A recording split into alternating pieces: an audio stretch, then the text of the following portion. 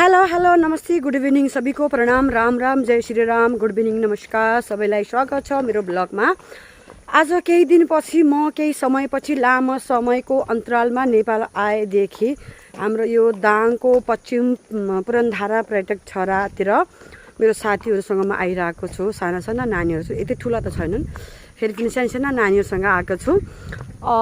हिरा के छ खबर? ठिकै छ। कस्तो छ? राम्रो छ। अनि किन लजाएको त अरे भन बोल बोल बोल अरे तेरो थोपडा देख रहा है बोल ल। तपाईको नाम के छ? स्वागत छ मेरो फेसबुक ब्लगमा तपाईलाई। तपाईको नाम के हो? मेरो नाम चेतना। कहाँ बस्नुहुन्छ यहाँ? दाङ कुन ठाउँमा बस्नुहुन्छ? दाङ बगरपुर।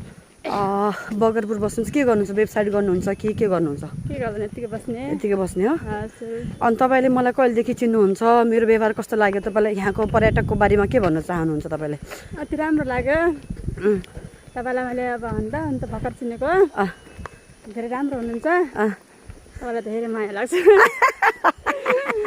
दामी हुनुहुन्छ, क्युट हुनुहुन्छ। फलो गर्दिन, दामी लाइक कमेन्ट सेयर सब गरिदिनु साथी हो। हामी घुम्न जाँदैछौँ पुरनधारा आन्टीसँग, रमाइलो हुँदैछ। यो दुईटी पछाडि छन् बाउले। हाई म यति भन्छु, म खासै बोल्न पनि आउँदैन। न यति मिठो बोलिदिनु भयो, यति भनिदिनु भयो। थ्याङ्क यू सो मच, तपाईँलाई हृदयदेखि धन्यवाद।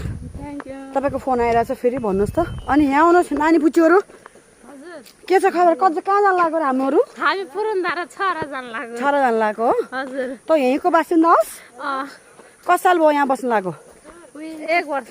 ए अनि यता आउनुहोस् त म यहाँ। अब 2 वर्ष हुन्छ।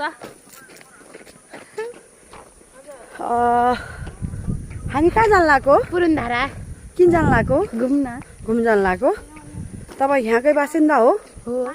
ए हो ल, ओके धन्यवाद।